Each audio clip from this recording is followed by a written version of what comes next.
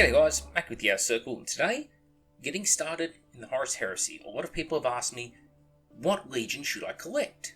Well, that's a very open-ended question, and I'm going to try and help people to answer it for themselves today.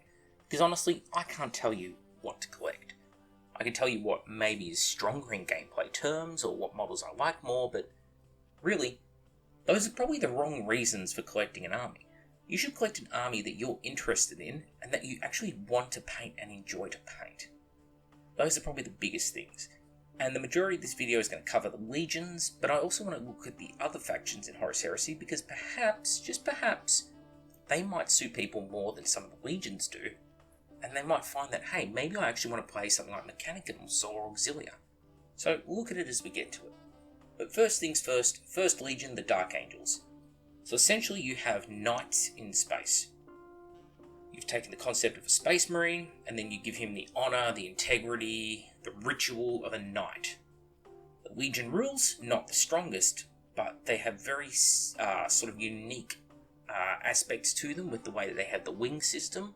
So other legions may have a company that specialises in something like destroyer tactics or tank warfare. Well, this legion, they're essentially broken into 7 distinct parts. And they'll have things like an entire company of jet bikes or an entire company of tanks, and they can stylize or make their whole campaign focus around that particular aspect. Such as Dreadwing, Deathwing, Ironwing, Ravenwing, that sort of thing. Really cool, unique stuff. The miniatures, characters are great. They're there, so they're easier to collect. Dreadnoughts, they're there, easier to collect. They've also got a couple of specialist units already released and more to come. Great stuff, nice and easy to get into. You've got custom characters, and that's really a big deal.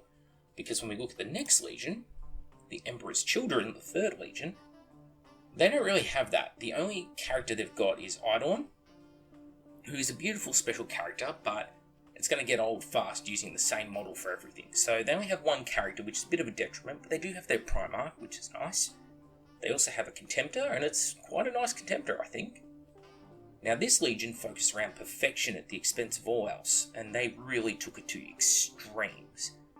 They took the fact that they wanted to be the best at everything to such an extreme, though it's gone the opposite way, where they're now reveling to excess in things. So this is where the Noise Marines and such come into play and into factor.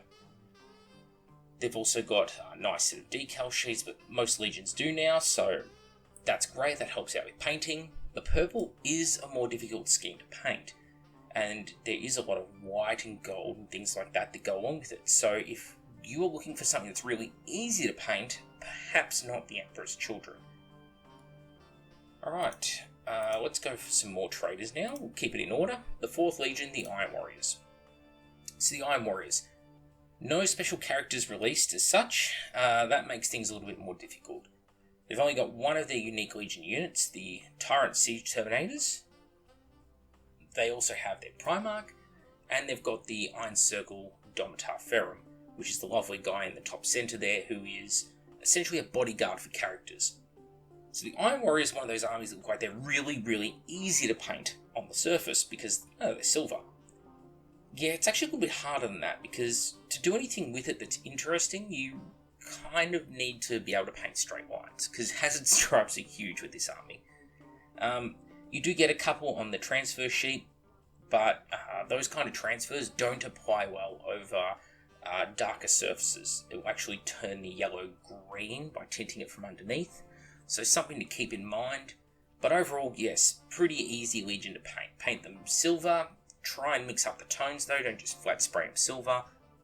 Black shoulder pads, gold trim, you can't go wrong, and then start adding in their unique heraldry. Now the fact that you don't have access to a lot of unique characters or units is problematic, but the Iron Warrior's playstyle of shoot some more and then shoot some more again, that suits a lot of people because it's very easy to understand and get into, hard to master though, because you have all the same tools everyone else does, you just do it slightly better. So it's up to you how to best utilise it. And when it comes to things like close combat, you are definitely not the Legion for that. So if you want a bloodthirsty Legion that runs in and smacks down their enemies, this is not it. This is a shooting Legion above all else. Alright, so the next Legion along, we get to one of my personal favourites. I collect an army of these myself. The White Scars. So, the White Scars are essentially Mongolians in space. Their planet, Chogris, is essentially a giant version of Asia, Mongolia, China, that kind of thing. And instead of horses, they ride jet bikes. The White Scars are a really hard-hitting legion. They're not the most durable, but the fact that they're on jet bikes means they're higher toughness and they're more durable than other legions, which really does genuinely help. They have some lovely miniatures. They have their own custom characters available, which again, always a positive. They have their own dreadnoughts available to them. They also have their own speeders available to them. The Kizagan land speeder or assault speeder, that thing is an absolute beast in the game. So this is one of those legions where you have all the tools available to you. Beautiful Terminators, lovely kit. They hit like a freight train, but they are brittle. They are glass cannons. So very, very hard to utilize really well. This army takes a lot of thought, and if you just try and charge in and rush the enemy, the fact that you're probably going to be outnumbered 3-1 most times is going to be bad for you. So, knowing that you shouldn't be going around fighting other legions in a head-to-head battle, if you can't restrain yourself from that, or tactically you're not ready for that, maybe not an army for you. Also, they're white, and it's pretty pure white at that. White armies are really difficult to paint, I'll level with you. There's a few of them out there, but some are easier than others, and White Scars are probably the hardest because they have a lot of harsh red heraldry, which is hand-painted on or airbrushed on, like all these triangles and stuff, so if you really want to nail the look of it, and again, if you're a new player who's getting into this and you just want a starting army, you don't need to go to these extra steps, but if you want to try and replicate the look of what you see on Forge World, you're going to find that more difficult with a white army. And White Scars more than most because there's just so much going on, they're so busy. Things like the Death Guard and the World Eaters that we'll get to later, they too are in pale white armour, but the difference with them is that you can cover it up with a lot of battle damage, blood, that kind of thing, and you don't have all these bikes to work with. And the thing is, with White Scars, you are going to take bikes. So many bonuses in their army revolve around it, it's just a thing you're going to do. So, moving on from there, we're going to look at the Space Wolves. Now, the Space Wolves are one of the stronger legions. They've got excellent Legion special rules. It's just people, when they were released, felt they were a little underwhelming compared to some other legions, but I don't think they looked at it in depth. So, they're a more expensive legion than most because your Grey Slayers are actually your basic units. So it's not as easy as just getting tactical marines like other legions would, because your basic guys are these sort of specialist dudes. Now that's not to say you can't just buy tactical marines and convert them up a little bit, or just paint them how you like. But this army doesn't play like a tactical marine army. You don't want to be arming all your marines with bolt guns and trying to use them like tacticals. That's not how this army works. These guys are essentially space Vikings, and the thing they do best is rape and pillage, and they do that when they get in your face, not at a distance. So a lot of their units are based around close quarters, from the lowliest infantry right up to the most elite Terminators of their Primarch himself. All of these units are monsters in close combat. Now they have a Legion Praetor in Terminator armor, they also have a special character in a different type of Terminator armor who I think it's safe to say is no one's favourite model. In fact, the Space Wolves as a whole aren't everyone's favourite models, but it is what it is. At the end of the day, though, this is a fun legion to play, a brilliant legion to play, and there's a lot of 40k miniatures, which I've spoken about in other videos, that actually translate across really well to being headquarters units in this army, or characters in this army. So it's well worth a look into. If you like the ability to run, get into someone's face really, really quickly, and absolutely beat the snot out of them, this army will do that. They are one of the best at that job. Alright, so next one along, we get another Loyalist force. This time out, the Imperial Fists, and the Imperial Fists are one of those legions that has all the toys. They've got Dreadnoughts, they've got 2 special characters, they've got their Primarch, they've got their own Legion Command Squad. They have upgrade options for both their elite infantry units, the Templar Brethren and the Phalanx Warders. They also have their own unique Legion Terminators with, well, The thing is, they're not unique like other legions, say the Emperor's Children, their Phoenix Terminators, or the Iron Warriors and their Siege Tyrants. Imperial Fists are unique because they can take Storm Shields on their basic Terminators. This means that their basic Terminators become absolutely phenomenally tanky. Very hard to kill. And there's actually bonuses in one of their Rites of War that make them even stronger again. Now, this army is very much a hold-the-line army. Their offensive output is not the strongest. But their characters, namely Sigismund, top left here, is probably the best duelist in the entire 30k outside of a Primarch, or perhaps maybe Constantine Valdor, who's essentially a Primarch. Sigismund is the GOAT. So, maybe Causewayne, when he's released with the Dark Angels, hopefully, will be on a par, but he really is head and shoulders above the crowd. Imperial Fists, yeah, hold the line, really disciplined. Their backstory is not the greatest. They're very stoic as a legion. There's no one who you can really go stand behind and say, what an inspirational leader. They're just more of a get-the-job-done type of legion. And to some people, that really appeals. But like with the white armies, yellow, very, very painful to paint. So, definitely one of the harder legions to paint, and not the most popular legion at the moment. I'd say there's been a bit of a resurgence of legions like the Sons of Horus and Death Guard and World Eaters. All those Book 1 legions are seeing a lot of action compared to Imperial Fists, strangely enough. So, moving on from them, let's get back to some traders. Let's look at the Night Lords. So, the Night Lords. Fear tactics. They have a character in Sevatar, and they've got a Legion Contemptor Dreadnought, a Legion Dreadnought, as well as 2 Legion HQs. So all the tools are here. Now, do you need to paint all this lightning onto them by hand? No, there is actually lightning provided on the transfers, on the transfer sheet. But not one of the better transfer sheets. In fact, I'd call it probably the worst transfer sheet, because you need multiples of them to actually kit out the army. But something like the Sevatar's Strike Force, for example, there, mixed up with a couple of tactical squads, you can make a pretty decent starting army. The colours, obviously dark blue, silverish gold trim, a type of brass trim perhaps. Deep blue colours, they've got a fear factor. These guys specialise in terror strikes. Unfortunately, it's not very well represented in the game right now. Fear just doesn't have a huge impact, as it were. But they're covered in bits of human skin and bone and have lightning wreathing them. These guys are nightmare fuel. And Comrade Kerr is essentially an insane version of the Batman. Striking from the shadows, lynching people, trying to absolutely terrify people into submission as opposed to overt combat. As a Legion, their rules revolve around this. They're sort of cowardly. They utilize a lot of hit and runs. They're more prone than others to run from failed combats. But if they outnumber people in combat, they get bonuses for it. So they're a really fun, unique Legion. And you really don't see them get a lot of playtime, which is unfortunate because they're a hell of a lot of fun.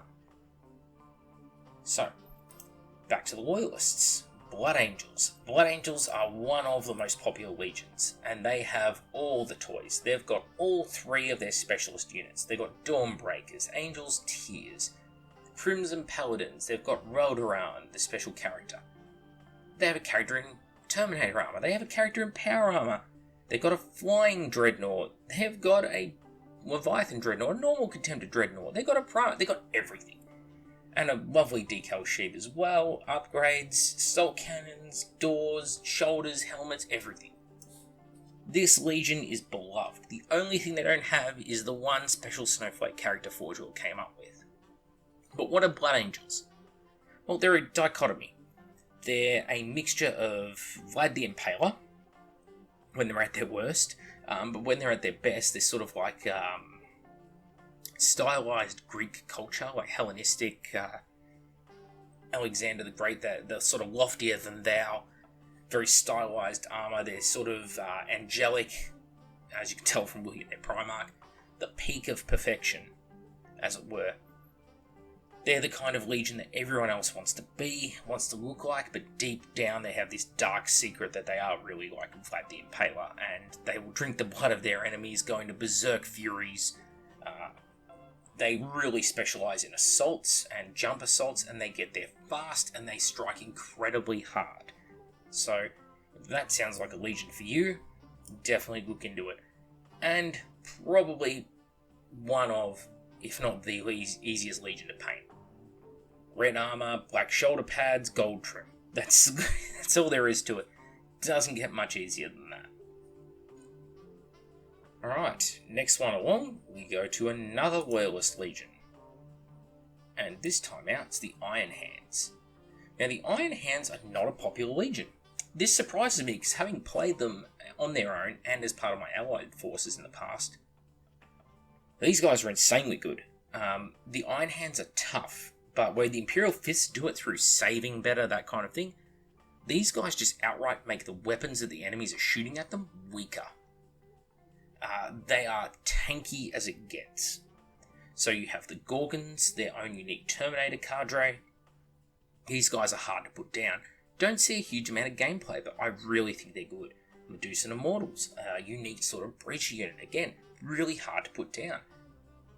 Now, they have their own unique Legion Mark III squad over on the right there, but you don't have to use that squad, those models, for your army.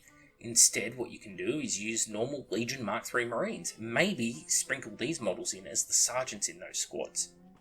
Because the Iron Hands, above all else, augment themselves by removing perfectly healthy arms and legs and replacing them with machinery because they think it makes them better. And that's why they're so hard to kill, because you're trying to shoot up guys that are more machine than man in some cases. They have their own unique character in their Iron Father miniature, which is a special HQ that only they get. And they've got their own unique Dreadnought, which only recently came back to the web store. Lovely decal sheet, really strong Legion, and a fantastic looking Primarch. This is the third Primarch release for us, and still one of my favourites to this day. If you want a Legion that you can just put down the battlefield and won't die, this is it. They're a shooting Legion, but they don't really get bonuses to it. They're not a combat Legion, they get no bonuses to that, but if you're shooting at them, they just won't die. They just won't die. They are fantastic, and I love them to bits. Anyway, back to the traders. So the next one up is probably one of the favourites of a lot of people, and that is the World Eaters Legion. The OG, very first Legion, the first book we ever sort of saw. Angron, the first Primarch model they released. Now, what's the World Eaters deal? Well, imagine some guys who have a sort of gladiator mindset. The guy in charge of their formation, Angron, was a gladiator, forced to be a slave in fighting pits, and they drilled into his skull a set of cybernetic implants, which essentially hurts him and punishes him and makes him feel horrible unless he is reveling in the slaughter of combat. So he has then gone and sort of passed this technology on to the rest of his Legion, and they're all like this now. They are all berserkers. So the Red Butchers, for example, they're Legion Elite Terminators. These guys are in Terminator armor, but that's to protect other people from them as opposed to protecting them. When they are not in combat, they are actually kept in the armor and chained up in order to stop them from hurting the people around them, with their armor deactivated and turned off. These guys are absolute monsters. This Legion is all about running in, charging the enemy, and just slaughtering them with sheer weight of attacks. And they get all their bonuses revolving around that. On the charge, these guys hit like a freight train. They've got some cool miniatures. They've got my favourite Contemptor Dreadnought. They have Khan as their character, but the beauty is these Rampager minis, no one ever uses the squad because they're not very good, but the miniatures in it all make great looking characters, especially if you start combining things like these gladiatorial veteran helms with them. World Eaters are a lot of fun. They're blunt, they're simple, put them in tanks, put them in drop pods, drive them at the enemy, throw them in, no further thought required, they will just mulch the enemy. Of course, you do need to take more than just infantry and just Terminators. You will need some tanks, you will need some sort of supporting units, dreadnoughts, that kind of thing, but as a Legion, simple but strong because of it. Alright, next one up. Probably the most iconic of Warhammer factions, I suppose, is the Ultramarines, the poster boys. In 30k, very strong Legion. Lots of morale bonuses, very hard to break. They have a sort of pseudo and they should know no fear, but otherwise they're very vanilla. They've got great squad in the Invictus Suzerain. They also have their own sort of custom breaches where they can all take power swords throughout the squad, but you don't see them very often because for not many more points you get the Invictus Suzerain, who are considered possibly the strongest 30k unit. Yeoman, decent Primarch, they've got a great transfer sheet, they have a nice looking Dreadnought, some cool upgrade kits, and essentially they revolve around combined arms. Units that shoot at a unit that someone else has already shot at get some slight bonuses. They don't excel in any one particular area, shooting, close combat. They're just sort of a good, solid all-rounder, which is what you expect because these guys are sort of, they're, I guess you call it the template that everyone else seems to follow. So they do everything a little bit better than other people, but they don't take the things they do to the extremes that other legions do. Like, they won't outshoot Iron Warriors, but they'll probably outshoot someone like Imperial Fists or Iron Hands. Unless the Imperial Fists are using bolters, because they get bonuses to that. So, they won't beat someone like the Worldies in close combat. But they'll beat someone like the Salamanders in close combat. So, it's that kind of toss-up. There's slight little edge. Alright. Next one along. One of the most popular, if not the most popular Legion. The Death Guard. The Death Guard, where do you start? Essentially led by the Grim Reaper, Mortarion. Their units revolve around chemical warfare. They've got scythes, grenade launchers, very stoic, hard to kill, but again in a different way to, say, Imperial Fists, in a different way to Iron Hands. Lots of feel no pain in this army. These guys are attrition warfare specialists. They're all about just walking through the enemy fire, getting in and grappling with them up close, and using really nasty weaponry to do it. Radiation, poison, chemical, fire, these sort of horrible things. And really beloved. Fantastic models, fantastic dreadnoughts, great characters.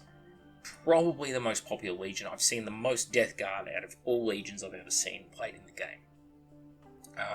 Paint-wise, they're a sort of bone beige colour. They are difficult to paint if you want to paint them clean, but if you paint them, chip them, make them dirty, you can cover up any mistakes you make along the way, and unlike someone like White Scars, for example, well, you've got green shoulder pads, but that's it. You don't have to go painting any weird zigzaggy heraldry or anything like that on them to make them look like they come out the book. So they're actually a very forgiving Legion to paint. Just don't get carried away and sponge them so bad it looks like you threw them into a tub full of sponges and shook it for 10 minutes, which is what some people do, and it looks horrible. Just don't do that. Alright, next along, we get another Traitor Legion, the Thousand Sons. This is one of the harder paint schemes to do, probably the hardest, because getting a nice metallic candy red like this is very difficult. The way to do it, you need to spray a gold and silver base, and then I prefer a Tamiya clear red over the top of that. Some people prefer Games Workshop paints, but they just honestly don't look as good. They don't have the same glossy, crisp colour that the Tamiya clear red does. Because of that, not something you can easily paint by hand. If you do want to do this, look, you can paint them like Blood Angels. You can paint them red, give them gold trim, that kind of thing. As you can see, just looking at them, they have a sort of pseudo-Egyptian theme, but their background is actually that they're all psychers. These guys have basically wizard powers, mental powers, and all their special rules revolve around this. Their Primarch, the strongest hands down, if he's using his powers. Without them, middle to lower end of the road. Their Dreadnoughts, well, they've got two of them, one's psychic, one's not. They've got their own Castellax, so they've got their own battle robots, kind of like how the Iron Warriors do, but where the Iron Warriors robots are bodyguards to their characters, these guys are psychically controlled automata, like statues come to life and armed with weaponry that serve the psychers of the Legion. Really cool, really unique fluff. But very difficult to play well. Commonly, you see people just run a lot of the Sekhmet Terminator Cabal, the Legion Special Terminators, because they're very hard to kill, they're a very strong unit, and a bit mindless in that regard. Probably could use a rules rewrite or rework, but it is what it is. So yeah, difficult to paint, awesome background, difficult to play well, I would say. And yeah, some really cool units. The Kentai Blade Cult, for example. Oh, beautiful. Love them. Right. Sons of Horus. So, the OG. The big bad, Horus's own Legion. The characters, kind of middling.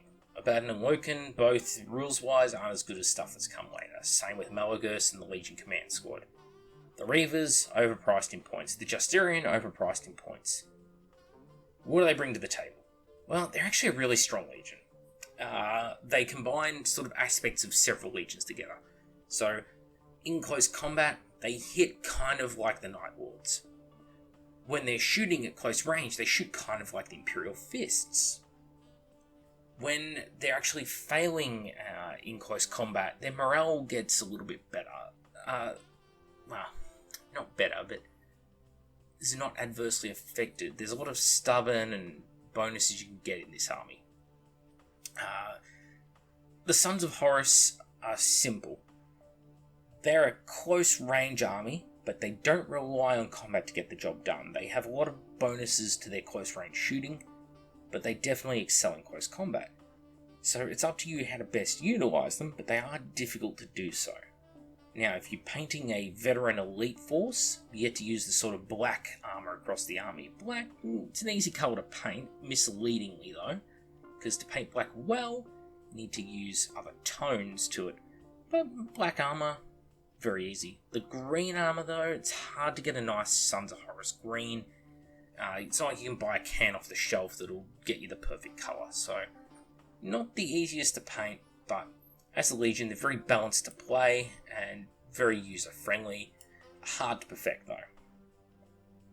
And their Legion units all look fantastic, so that's a bonus. Okay, next one along, we have the Word Bearers. So the Word Bearers, these guys specialise in demon summoning. They use a lot of possessed units. Essentially, they're a priesthood that worships chaos, the gods of this universe. And they have taken demons and essentially combined the soul of a demon with the soul of a mortal person in the one body, and what you get are these horrible abominations like the Gelfallback. At the same time, being sort of priestly, they're very phobic of other religions and other creeds, and things like the Ashen Circle are designed to go around and purify a world by burning their culture away, their knowledge, their people even. So, the duality, you got the priesthood on one side of things, the iconoclasts as it were, and on the other side you have these horrible sort of demon-imbued monstrosities. And the Legion itself, very middling rules-wise, but they're fantastic specialist units, really make up for it, and it's really hard to get these guys to crack. They have fantastic morale bonuses. They also have their own sort of custom, unique characters, and there's a lot you can do with them. So, really fun Legion. Now, which scheme's easier, the grey or the red? Well, the grey's the easiest scheme to paint, but the red one's also not too bad. It's a very deep crimson. Best way to achieve it is again a Tamir clear red, but over a silver base coat that's been hit with a lot of purple wash, essentially.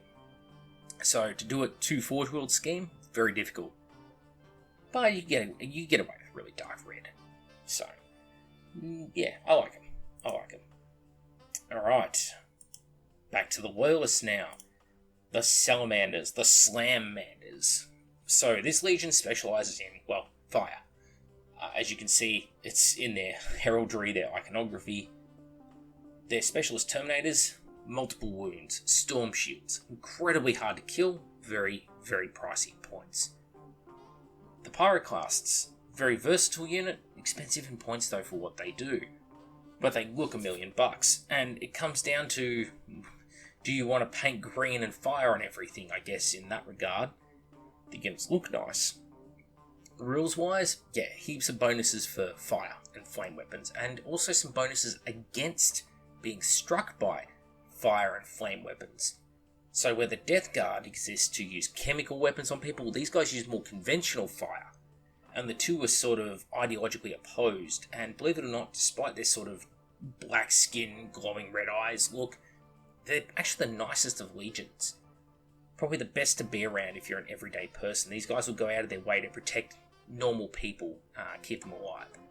And they're also an army or a legion of master artificers. These guys are all blacksmiths, and they're incredibly skilled and talented with their craft, and produce this beautiful weaponry and armour, and they've got a really cool background, and they're probably the legion I see the least. Out of all legions, I've seen the least Salamanders in all of Heresy, which is a damn shame, because they're not the hardest to paint. They've got some decent units and decent rules. I think it's just because they're a slow legion. They've got a lot of penalties to their speed, and that's probably why you don't see them play too often. But I really love them. Alright, so the next one along, we have another Loyalist Legion, the Raven Guard. So, what do the Raven Guard bring to the table? Stealth tactics and rapid assault tactics. So, they won't strike as hard and fast as something like the Blood Angels, the Space Wolves, the World Eaters. But, if they do hit, their jump units, their bike units, very strong. They use a lot of snipers, covert ops, infiltration tactics. These guys are very versatile on the battlefield. You get to basically place your infantry wherever you like when the game starts. The colour scheme, black, with a little bit of silver trim, maybe some white feathers occasionally painted. That's it. So paint-wise, very easy to do. Incredibly underplayed legion. I see them probably as little as I see Salamanders almost. But fantastic. Decals are there, upgrades are there, specialist units are there. The only thing they're lacking, characters, I suppose. But very, very strong legion. Probably one of my top 3 strongest legions. I never lost a game playing with Raven Guard. They're just that good, but people just don't seem to take them. So, but you know, their strength comes from mastering them as well. You can't just pick this legion up and win all your games. You really need to know what you're doing with them. These will reward someone who knows what they're doing.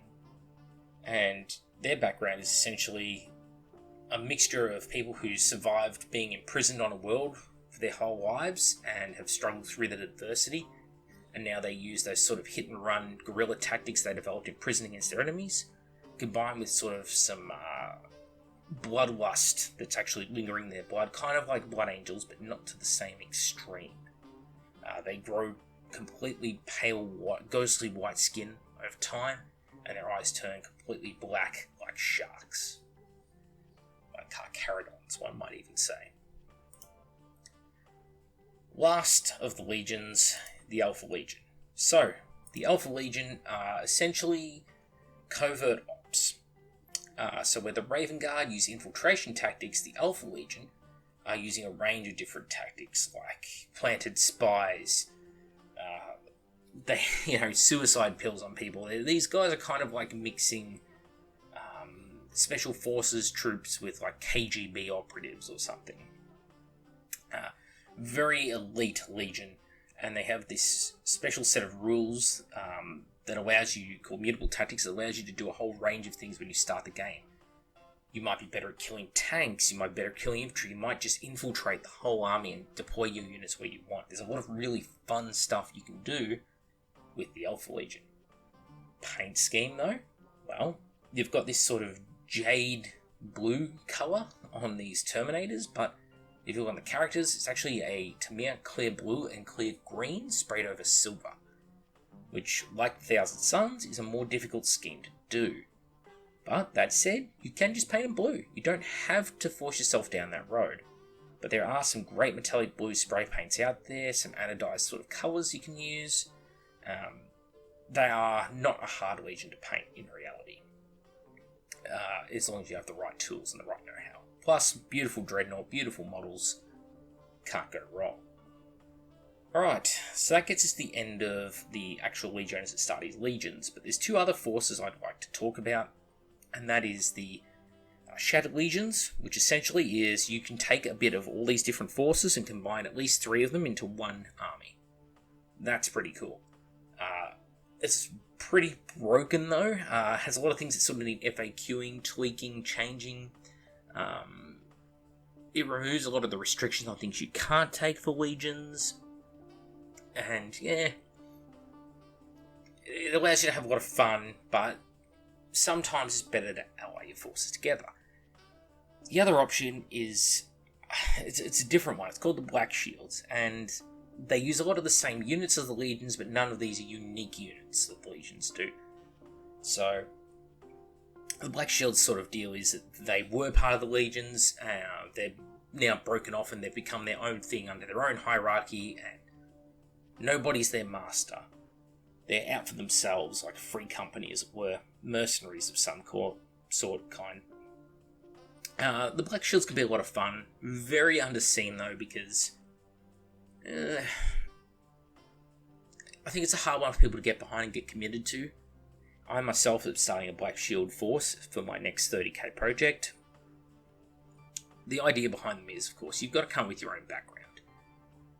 And that makes it more difficult because a lot of these legions that have these established background with really cool stuff, well, that's what draws a lot of people into the game. And I really like the thought behind that. Like the Alpha Legion on screen now, like that black ops, that covert ops thing. I want to do that with my force. Black Shields, well, they can be that, but you've got to make them that. And I think that's a lot harder for people to do, and so that's why they're not so popular. So, moving away now from the Legionnaires Astartes, let's look at some other factions. Let's start with Mechanicum. What do the Mechanicum offer? Well, Mechanicum are essentially... These guys work with the Imperium side by side with the Marines, and they provide the backbone of their material supply.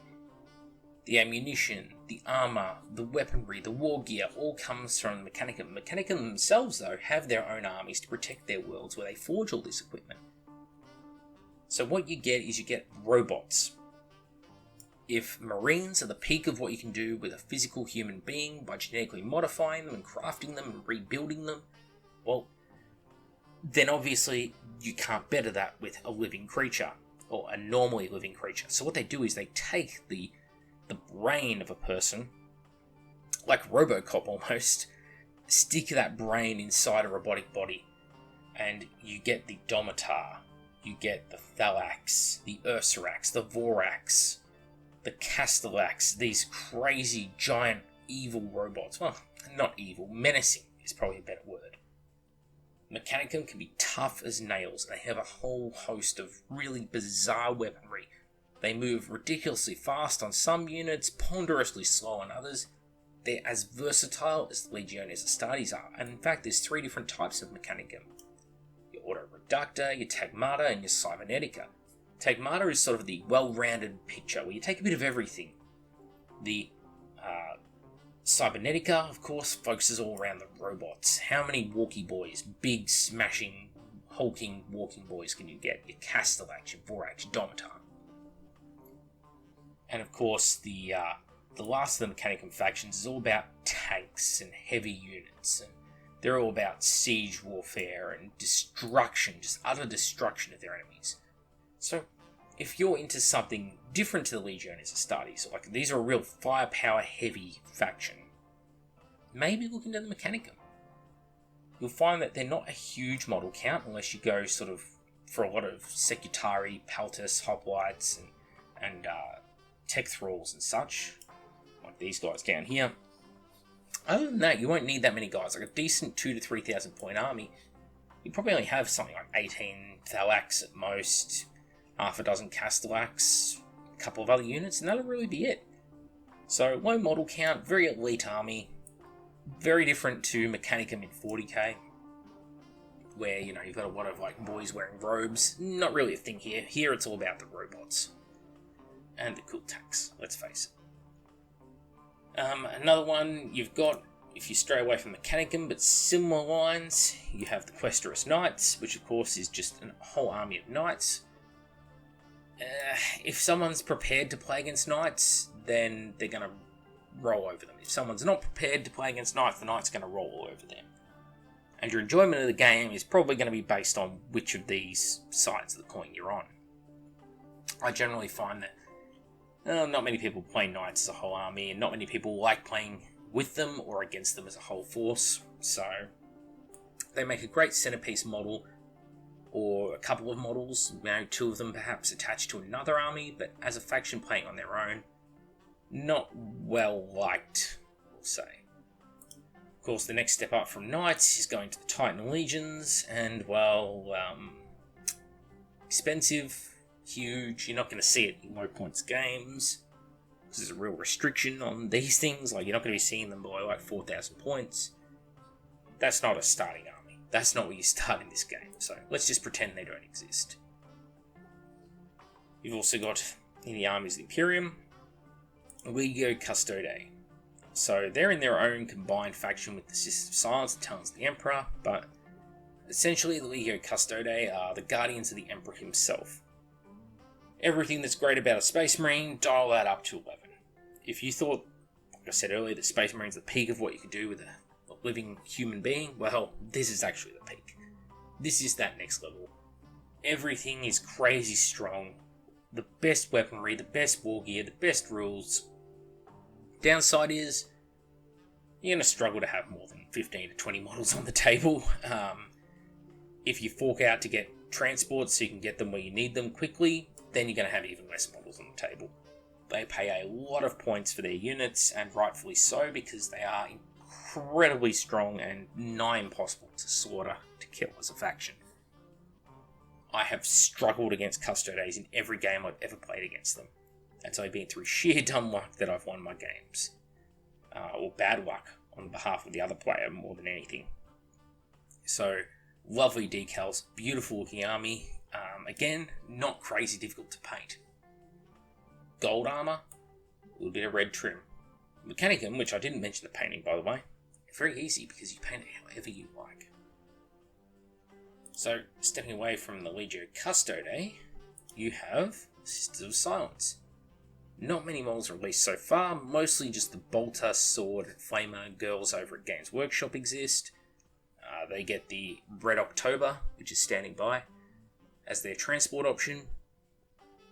They're an anti-witch force, so an army like the Thousand Suns, or perhaps the Word Bearers that use psychics and summon demons, these armies have trouble fighting this army. But that's really it. They're not a hugely popular faction, and generally they're taken in combination with the Legio Custodes as a Talons of the Emperor combined army. Alright, Imperialis, Cults and Militia. Another one you don't see a lot of, but Cults and Militia essentially are the most basic conscripts in this time period, and they're heavily outclassed by the Space Marines. Essentially, whatever Imperial Guard models you like from 40k, combined with all this awesome 30k armor, that's the list. There's some pretty cool stuff you can do with it, called Providences of War, where you can take them and you get to pick 2 Providences from a list and combine them together. They might give things like +1 to all your armor saves, +1 strength to all your weapons. They allow you to, almost like the legions, how you have the 18 unique legions, where you can make these 18 unique Imperial Militia and cults. It's actually more than that, it's like 36 combinations or something. So you can have a lot of fun doing this, because you can do all these weird combinations and really theme the force to suit. You could have a force that are tech survivors of the Dark Age, and all their tanks are grav tanks, for example. Instead of having all these tracked vehicles, you could make floating grab versions of them if you wanted. That's something you could do for fun with this force. But they're not popular because they don't have an interesting, unique 30k range of miniatures. Mostly you'd be using 40k miniatures like Cadians or Catachans, and I guess that doesn't appeal to people. But again, like the Mechanicum, you can paint them however you want, which makes it really easy for people new to the game. Now, their big brothers are Solar Auxilia, and these are the elite of basic humans. And they wear this crazy, weird, sort of steampunk armor, and their whole thing is they go into the thickest of battles, usually void warfare, fighting in outer space, airless moons and things like that. Heavy armor, for sure. All their infantry have this crazy steampunk armor on. I will say though, huge pain in the dick to paint. No other word for it. For the girls who are listening, it's a cunt punt. You're getting kicked between the legs, because these are so awesome, so detailed. These guys have an amount of detail equivalent to a character in 40k, and yet they're on the most basic infantry. So it is tedious to paint, because you do need quite a few numbers of them. You're probably looking at a good 50 of them in a decent 2,000 point army, along with their supporting armor. So if that's the way you want to go, just be warned, it's an awful lot of painting. Like that Solar Auxiliary Las Rifle Tercio option there, yeah, that would be a standard amount of infantry in a Solar Aux army. That's only 3 squads. So, yeah. Alright, moving away from those, you've also got in the armies of the Warmaster, Demons of the Ruined Storm. So you can use your normal 40k demon rules, and they're combined with the Demons of the Ruined Storm rules in 30k, which allows a couple of new units like Brutes.